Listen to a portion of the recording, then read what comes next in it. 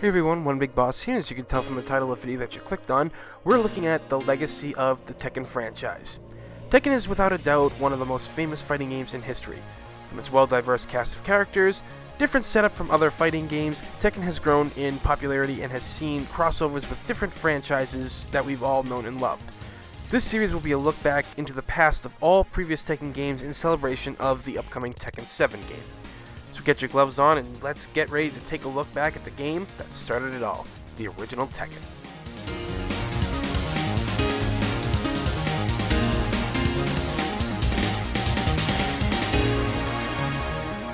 Tekken was released to arcades in late 1994 and then 1 year later on the consoles in 1995. Created and published by Namco, but was originally called Rave War, but was changed by the team to what we know it as today.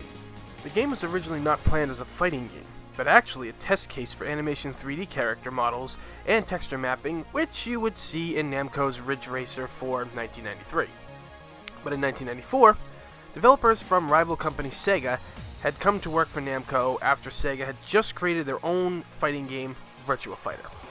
Tekken was directed by Virtua Fighter's designer, Seiichi Ishii, who was well known for his work in future fighting games. Tekken was also an impressive piece of hardware for its time. Not only was its control style different from that of Street Fighter, and its very different and interesting looking characters, with the help of Namco's System 11 arcade board, based upon raw PlayStation hardware, Tekken itself was easily ported and also marketed to smaller arcades, which was a move for more arcades to get this cabinet over Sega's Virtua Fighter 2, which had the Model 2 arcade board, and at the time was considered more expensive. Initially, there was 8 characters to choose from, and characters like Judo Man Paul Phoenix, Manji Clan leader Yoshimitsu, Irish assassin Nina Williams, and series bad guy Heihachi Mishima are the only 4 characters to appear in all main Tekken installments.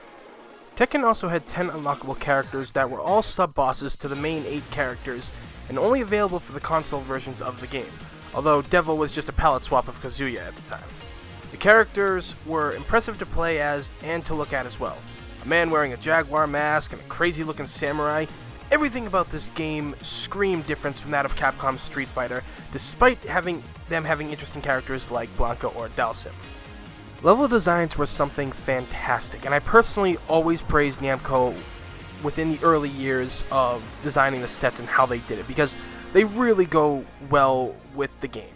Tekken stages designs were based on various real places around the world, such as Chicago, USA, King George Island, Antarctica, and Chibi Marine Stadium in Japan. Each level honestly seemed to fit the game perfectly, and I personally believe that if these levels weren't designed like they were, and they were just generic backgrounds, the game's overall appearance wouldn't have done well. Because the thing of it is, these backgrounds really do work well with the characters while fighting. They mesh together really well, and later fighting games, such as KOF 13, even Marvel vs. Capcom 1, those backgrounds fit really well with the game. Even games like X-Men vs. Street Fighter, which I thought the stages in that were always fantastic. Namco had done good when creating these stages in the original Tekken because, again, they just turn out to make the game look fantastic and beautiful. Tekken itself was praised for its combat, its design, and has gotten near to perfect scores on various review sites such as Famitsu, IGN, Maxim, and more back when it was first released. The praise it received only transcended upon its console release as Tekken brought multiple awards and records home, being the first PlayStation game to sell over 1 million units, the first fighting game to feature simulated 3D, and set record for the entire series as the best-selling fighting series on the original PlayStation. And that's gotta tell you something. Having all those awards now, I mean, you look at the game now, yeah, it's clearly very dated, it's not as good as it was when it first came out. Pretty much hasn't aged that well, but at the time, the rewards it got were justified and perfect. It deserved what it had gotten back in the day. Tekken was the start of something big, and 23 years later the series has spawned 6 sequels and various spin-off titles and merchandise, and has become as well known as Street Fighter, and in my opinion, even more popular than that of the Virtua Fighter series. And that's coming from a guy who does love the Virtua Fighter series. The franchise has sadly seen its up and downs over the past couple of years. A lot of people were interested in some of the games, other games kind of turned them off from the series.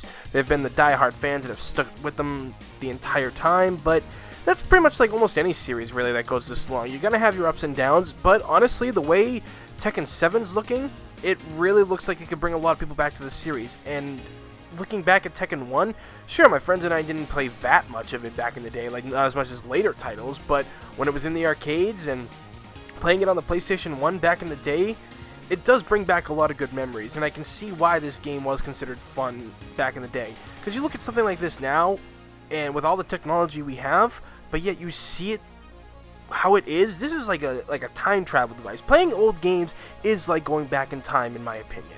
And you get to see where things have begun, and if they've continued to do well, and there's been ones later on, it's nice to see where they all came from. Not just a series that's starting, like, because let's face it, Mario games have been around for a long time, the Street Fighter series has been around a long time, Metal Gear has been around for a long time as well, Tekken is another series that has been around for a very, very long time. And to see what it's become now, it actually makes you feel kind of happy and proud that you can still be around to appreciate the evolution of this said game. Like I said, it may not be my favorite Tekken in the series, and it might be one that me and my friends rarely play anymore, but it was the beginning of what would become a very well-established franchise and create characters that will be remembered even 20, 30 years from now. Because, I mean, let's face it, who knows how much longer they're going to keep making Tekken games. I mean, hell, we could get Tekken 8, 9, 10, 11, keep going. Either way, though, I'm happy to have played this game again, really look back at it and see what it had given us, because quite frankly I'm very thankful for this game even being a thing, because honestly Tekken is without a doubt one of my favorite fighting game series franchises of all time. Alright everyone, I hope you all enjoyed this throwback video I put together. Please join me next time as we continue the Tekken Retrospect, a look back at all the past Tekken games in the franchise. We'll be looking at Tekken 2 and what it brings to the table. So, thanks everyone for watching. If you liked the video, give it a thumbs up, and if you love video game history and nostalgia like myself, then hit the subscribe button, as there will be plenty more content coming soon. Stick around and we'll be back with a look at Tekken 2. Thank you everyone for watching. I'm One Big Boss, and I will see you all next time.